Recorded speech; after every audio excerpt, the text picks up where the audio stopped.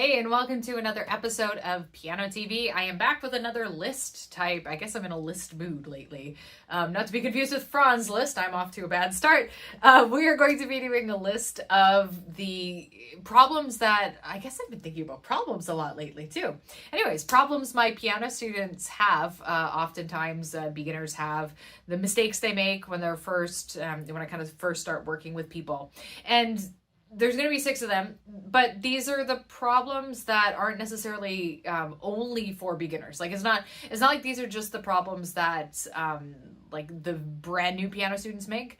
I see this kind of globally across all of my classes, regardless of level. So these seem to be the most common things that people who I'm new to working with, the things that I tend to see over and over again. I want to go through each of them. If you see yourself in any of them, hopefully I'll be able to give you a little bit of advice on what to do instead as a little kind of way to reroute that tendency. And yeah, hopefully it'll give you some insight for the next time you sit down to practice. So let's get started. So the first thing, and maybe the most important, which is why I put it first, is the tendency for students to overdo the practice. Especially if you haven't been in a regular practice routine and you just go from like 0 to 100. Maybe you're brand new, you've never played piano before, and you're like, I have 2 hours a day to devote to practice. I've got a lot of free time. I just retired, or whatever it might be. The tendency is going to be to go from 0 to 120, in this case, 120 minutes. I don't think that's a great strategy, generally speaking, for a few reasons. First of all, you're going to be more likely to injure yourself. The more you sort of practice inconsistently, but in like huge fiery bursts when you actually do practice, the more likely you are to get into trouble with like tendon issues and stuff like that. So if you're just starting, you've never played piano before, I would consider, and I recommend this in the practice plans and checklists I give people, I would recommend probably no more than half an hour a day.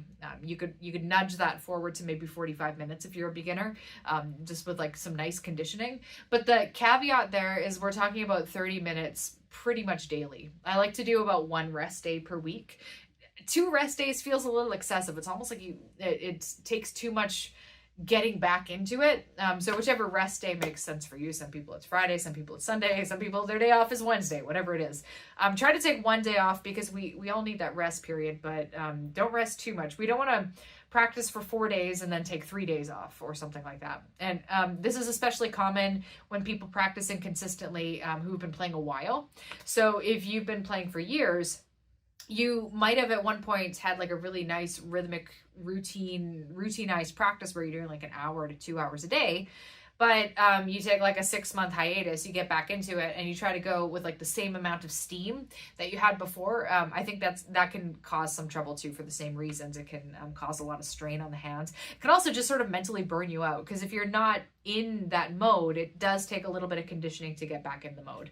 I do this to myself every year. Every year I go through a cycle of a little bit more serious practice, at least in the last few years where I do this in the summer. And I always try to like, okay, 2 hours, let's go. When I've been doing like 20 minutes a day or something like that, and it's always a bad idea. I always have to remind myself to slow down.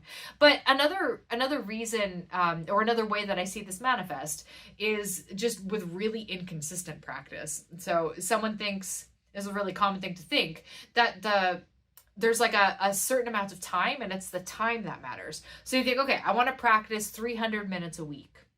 I might recommend that for like the average grade 4 or 5 student, let's say. That's even like a little low, but 300 minutes a week. Okay. And I could do 100 minutes on Saturday, 150 minutes on Sunday, like that kind of thinking. I think that's way less useful, way less productive than spreading out as like, what would that be?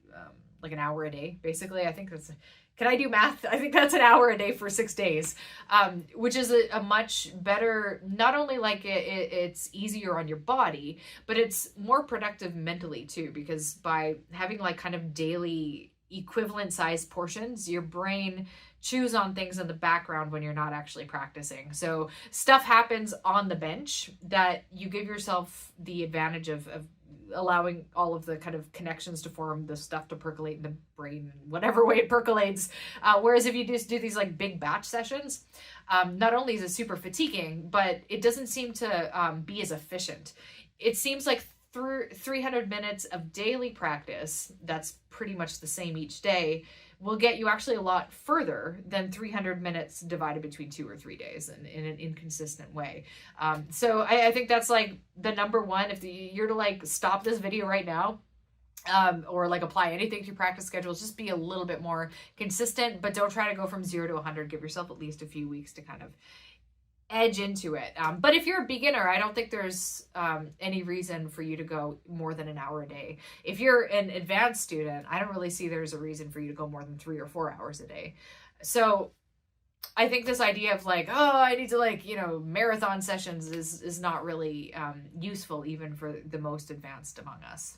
All right, so mistake number 2, I see people who I'm new to or who are new to piano make is, and this is going to be familiar to pretty much all of you, playing too fast. I think most of my students who play too fast are self-aware of the fact that they play too fast and they practice too fast. They're like, I know, but I can't help myself. And then they record another really fast recording. Slow practice is your best friend. And it's for like a whole, again, there's a lot of reasons for this. And I don't want this to become a 30-minute video. So I'm going to try to condense it a little bit and go a little bit faster. But the main reason that you want to practice slow is because you want to practice accurately. And the faster you go, the less likely you are to be playing accurately. So, and I mean accurate in the full sense.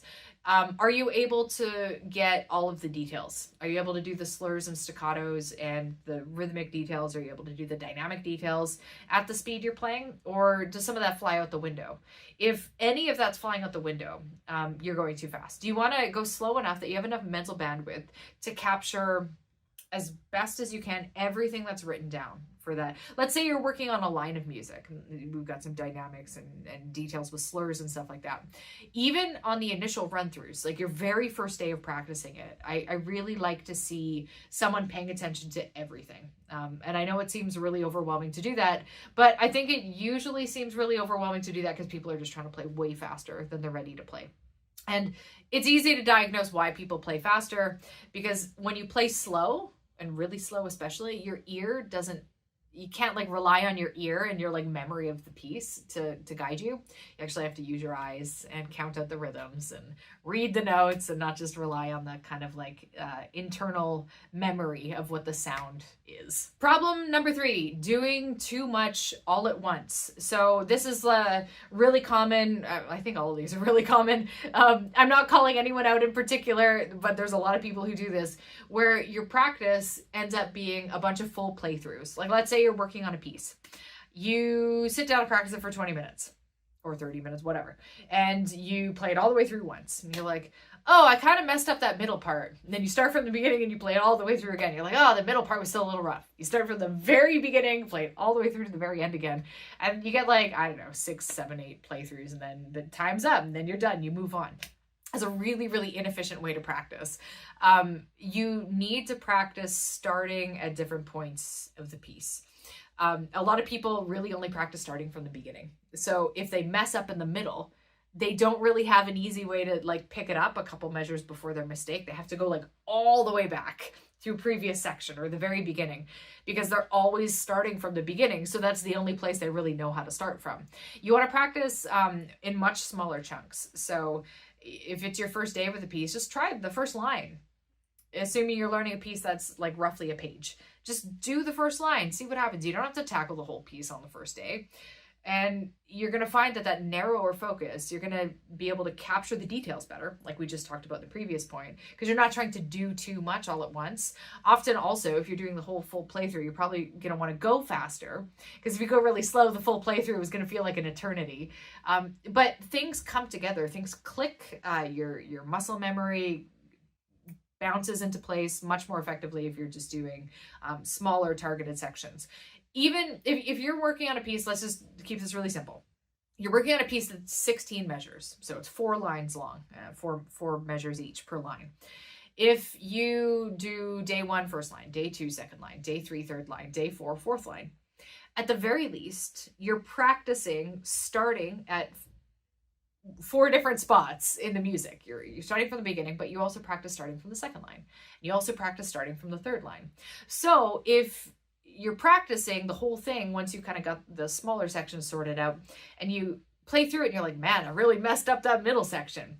you don't have to start from the beginning to get there. You could just start from the third line or whatever it is, right? Because you're in the habit of starting from a smaller section, and you can pick it up from there without feeling like you need to retrace all of your steps so you can actually play that effectively. But that leads me really nicely into the fourth problem, which is practicing individual segments, like line 1, line 2, line 3, line 4. You do each line a day, and you're like, wow, look at me, I can play these lines really, really well. And then you try to play them all together, or you like try to stitch them together, and it's like going really well, but then you get to the end of the line, you're like, okay, now I need to think about this. Gotta gear up mentally for the second line. That goes really well, but then you have to stop and pause at the end of the second line, gear up for the third, and so on. Because what you've done, in essence, is you've practiced a chunk, you practiced another chunk, but you've not spent any time practicing linking the two chunks. And that's its own sort of thing. So make sure that if you're doing block by block practice, which I recommend, I think it's like for all the other reasons said, it's way more efficient. If you're doing that, you also want to spend some amount of time, like if you're having a 20-minute practice session on chunk 1, and then you're having a 20-minute practice session on chunk 2, spend like 5 or 10 minutes just practicing rolling from measure 1 to 2. So you're linking that fourth measure and the fifth measure. You're going over and over, kind of to help. It's like you're thickening the.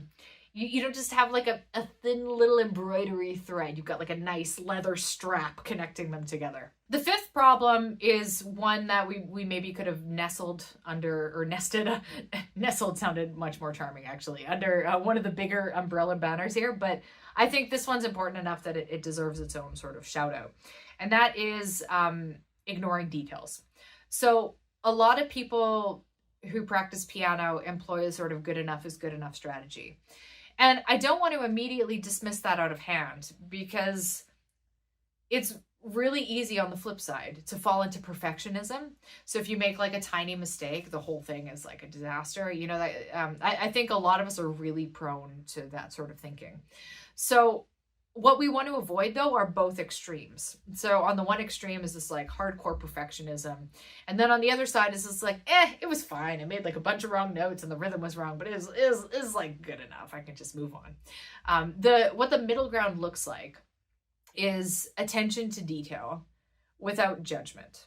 Okay, so attention to detail is going to be, is there a slur? Is there a break in the slur? Are you playing the slur? And then are you lifting your hand or disconnecting the sound when the slur ends? If you see a staccato, are you actually creating a staccato, or are you just sort of like slurring in with some of the other notes? Are you like observing the quiet volume and then the crescendo, or are you just completely ignoring it because you think just getting the notes right is good enough? Those are the ways I would think about detail. You want, this ties back to what we were talking about earlier. When you learn a piece, try to learn the details right from the beginning. And if you're struggling with that, you're playing too fast. Like 99% of the time, that's the problem. You just slow down a little bit more, you'll be able to actually have enough cognitive attention span to get that.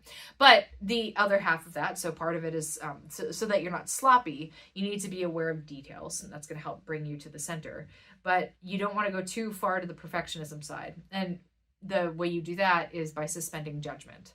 So there's a sort of detached, almost like observational state, almost like a meditation. You know, for any of you who have practiced mindfulness meditation, which I'm horrible at, but at least I understand the concept, you sort of want to get to a point where you just notice your thoughts, but you don't get absorbed in them. You sort of watch them float by like clouds.